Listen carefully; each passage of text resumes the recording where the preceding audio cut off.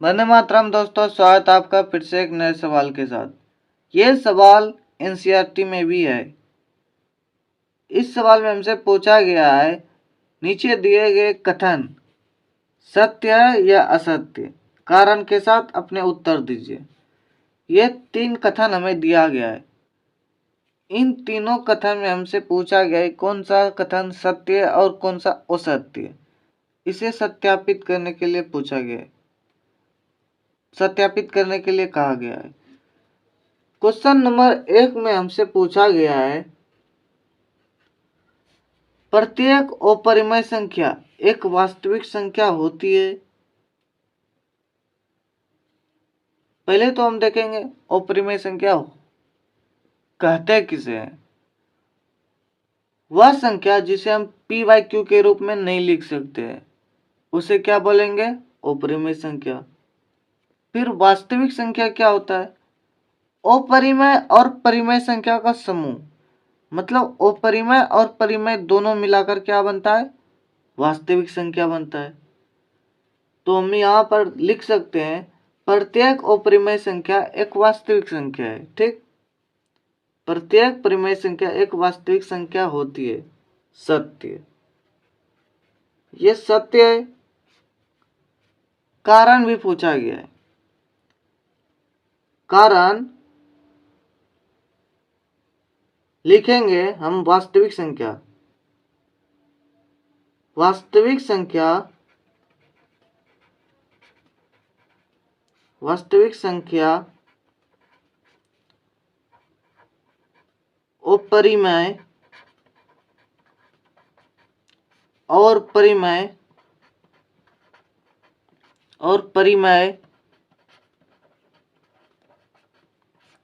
संख्या का समूह है। क्या है? समूह है। अपरिमेय और परिमेय संख्या का समूह है। दूसरा हमें क्वेश्चन पूछा गया है, संख्या रेखा पर प्रत्येक बिंदु रूट एम का रूप होता है, जहां एम एक प्राकृतिक संख्या होती है। मतलब हमसे पूछा गया है संख्या रेखा पर, कहां पर? संख्या रेखा पर रूट एम का रूप, जहां एम क्या है? एक प्राकृतिक संख्या है। क्या सभी प्राकृतिक संख्या रूट के रूप में होता है, वर्गमूल के रूप में होता है? तो यह हो जाएगा असत्य, क्योंकि संख्या रेखा पर प्राकृतिक संख्या रूट के रूप में नहीं होता है। रूट के रूप में नहीं होता है, तो इसका आंसर क्या हो जाएगा? असत्य। अब हमें पूछा गया है कारण भी।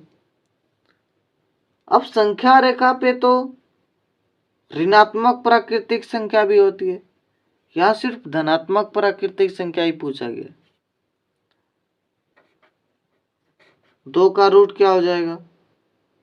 फिर 4 का रूट 2 हो जाएगा। लेकिन -2 भी तो संख्या रेखा पर है, इसका वर्ग करेंगे तो क्या होगा? ये तो ऋणात्मक में ही हो जाएगा। इसलिए ये क्या है? असत्य है। असत्य क्या है? असत्य। असत्य इसलिए है क्योंकि ऋण संख्या भी प्राकृतिक संख्या का घनमूल नहीं हो सकता, क्योंकि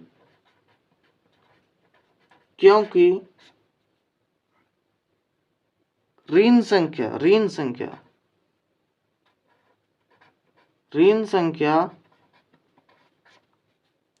प्राकृतिक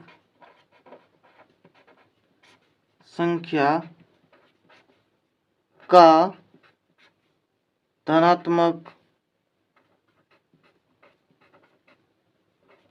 धनात्मक वर्गमूल नहीं हो सकता, नहीं हो सकता।